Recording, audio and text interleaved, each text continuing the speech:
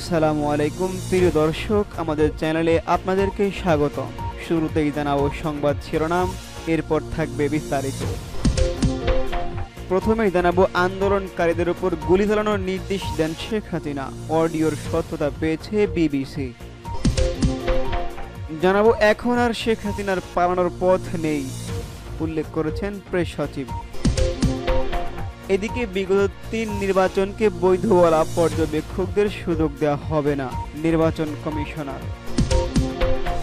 সর্বশেষ নতুন বাংলাদেশ গড়তে তারুণ্যের উৎসব চলবে ৩১ ডিসেম্বর পর্যন্ত, উল্লেখ করেছেন উপদেষ্টা আসিফ। শুরুতেই জানাবো আন্দোলনকারীদের ওপর গুলি চালানোর নির্দেশ দিয়েছিলেন শেখ হাসিনা, অডিওর সত্যতা পেয়েছে বিবিসি। ২৪ জুলাই বিপ্লবে আন্দোলনকারীদের উপর মরণাস্ত্র ব্যবহারের নির্দেশ দিয়েছিলেন ক্ষমতাচ্যুত প্রধানমন্ত্রী ও আওয়ামী লীগ সভাপতি শেখ হাসিনা। এমন একটি অডিও রেকর্ডিংয়ের সত্যতা নিশ্চিত করেছে বিবিসি। শেখ হাসিনা ও অজ্ঞাত এক জ্যেষ্ঠ সরকারি কর্মকর্তার সঙ্গে কথোপকথনের অডিওটি গত মার্চে অনলাইনে ফাঁস হয়, যা গত বছরের ১৮ জুলাইয়ের অডিও কলের রেকর্ড। এই অডিও রেকর্ডে শোনা যায় বিক্ষোভকারীদের ওপর মরণাস্ত্র ব্যবহার এবং যেখানেই আন্দোলনকারীদের পাওয়া যাবে গুলি করার নির্দেশ দেন Sheikh Hasina. BBC audio forensic বিশেষজ্ঞ টিম এয়ারশটের মাধ্যমে ভেরিফাই করেছে ওই রেকর্ড। স্বরের ভঙ্গি, শ্বাস প্রশ্বাসের আওয়াজসহ বিভিন্ন বিষয় পরীক্ষার পর নিশ্চিত হয়েছে কলের কোনো অংশ এডিটেবল মনে প্রমাণ পাওয়া যায়নি। এয়ারশট জানিয়েছে ব্যাকগ্রাউন্ড সাউন্ড থেকে ধারণা করা যায় কথা হয়েছে স্পিকারে। ঢাকায় বিশেষ ট্রাইব্যুনালে শেখ হাসিনার বিরুদ্ধে চলমান মানবতা বিরোধী অপরাধ মামলায় এই অডিও রেকর্ডিংটি একটি গুরুত্বপূর্ণ প্রমাণ হিসেবে দেখছেন আইনজীবীরা। জানাবো এখন আর শেখ হাসিনার পালানোর পথ নেই, উল্লেখ করেছেন অন্তর্বর্তী সরকারের প্রধান উপদেষ্টার প্রেস সচিব শফিকুল আলম।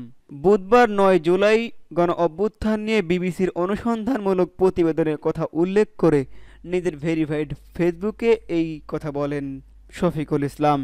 শফিকুল আলম পোস্টে লেখেন, জুলাইয়ের গণ আন্দোলন নিয়ে বিবিসির গভীর অনুসন্ধানমূলক প্রতিবেদনে শেখ হাসিনার বিরুদ্ধে বিক্ষোভকারীদের ওপর গণহত্যা চালানোর নির্দেশ দেওয়ার কথা বলা হয়েছে, যেখানে শতাধিক শিশুর মৃত্যুর কথাও উঠে এসেছে।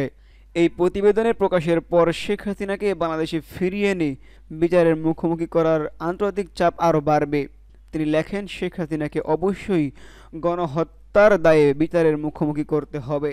তার আর পালানোর কোনো পথ নেই। দীর্ঘ ১৫ বছরের বেশি সময় ধরে যে দমন নীতি ও সহিংসতা চালানো হয়েছে তার জন্য দায় এড়ানোর সুযোগ নেই। শেখ হাসিনার ও তার নির্দেশে যারা হত্যাকাণ্ড ঘটিয়েছে তারাও শাস্তি এড়াতে পারবে না। বিবিসির ওই প্রতিবেদনে বলা হয়েছে, জুলাই আন্দোলনকারীদের ওপর প্রাণঘাতী অস্ত্র প্রয়োগের অনুমতি দিয়েছিলেন সাবেক প্রধানমন্ত্রী শেখ হাসিনা। বিবিসির অনুসন্ধানী ইউনিট বিবিসিআই ইনভেস্টিগেশন বলেছে, ফাঁস হওয়া একটি ফোনালাপের অডিও যাচাই করছে তারা, যেখানে প্রধানমন্ত্রী শেখ হাসিনাকে বলতে শোনা যায়, যেখানেই ওদের পাওয়া যাবে বিক্ষোভকারীদের উদ্দেশ্য করে তাদেরকেই গুলি করা হবে। ফাঁস হওয়া এই অডিও অনুযায়ী প্রধানমন্ত্রী শেখ হাসিনা নিরাপত্তা বাহিনীগুলোকে সরকার বিরোধী বিক্ষোভকারীদের বিরুদ্ধে প্রাণঘাতী অস্ত্র ব্যবহারের অনুমতি দিয়েছিলেন।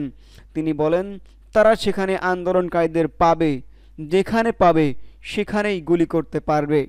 সরকারি এক ঊর্ধ্বতন কর্মকর্তার সঙ্গে এই কথোপকথনের অডিওটি এখন সবচেয়ে গুরুত্বপূর্ণ প্রমাণ হিসেবে দেখা হচ্ছে, যার সূত্র ধরেই প্রেস সচিব এমনটি বলেছেন যে শেখ হাসিনার এখন আর পলানোর সময় নেই।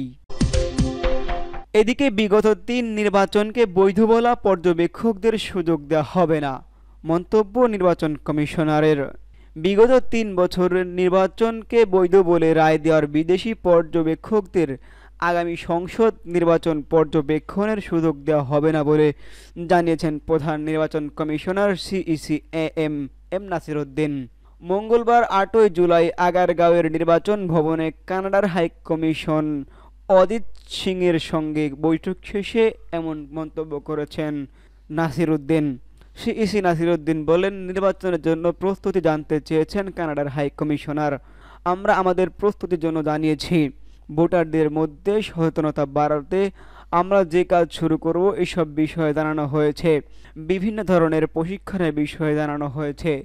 ওনারা চান আমরা যাতে অবাধ, সুষ্ঠু ও গ্রহণযোগ্য নির্বাচন আয়োজন করি। তিনি বলেন, এআই, আর্টিফিশিয়াল ইন্টেলিজেন্স মিসইউজ নিয়ে কথা বলা হয়েছে।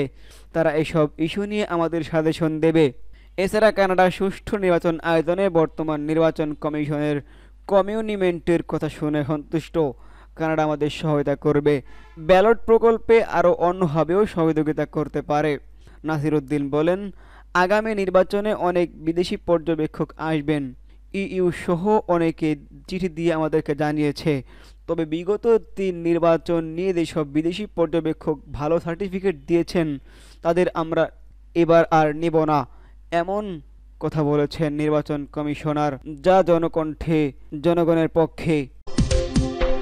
সর্বশেষ জানাবো, নতুন বাংলাদেশ গড়তে তারুণ্যের উৎসব চলবে ৩১ ডিসেম্বর পর্যন্ত। মন্তব্য উপদেষ্টা আসিফের। দেশে তারুণ্যের শক্তি উজ্জীবিত করে নতুন বাংলাদেশ গড়ার লক্ষ্যে চলমান তারুণ্যের উৎসব ২০২৫ সালের ৩১ ডিসেম্বর পর্যন্ত চলবে বলে মন্তব্য করেছেন আসিফ মাহমুদ সজীব ভূঁইয়া। গেল মঙ্গলবার অন্তর্বর্তীকালীন সরকারের স্থানীয় সরকার, পল্লী উন্নয়ন ও সমবায় এবং যুব ও ক্রীড়া মন্ত্রণালয়ের উপদেষ্টা আসিফ মাহমুদ সজীব ভূঁইয়া ভেরিফাইড ফেসবুক পেজে এই তথ্য জানান।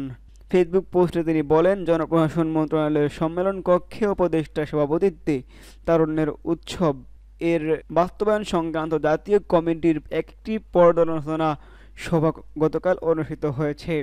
এতে যুব ও ক্রীড়া মন্ত্রণালয় এবং স্থানীয় সরকার বিভাগ সহ উৎসব বাস্তবায়নে সংশ্লিষ্ট ২৫টি মন্ত্রণালয় প্রতিনিধিরা অংশ নেন।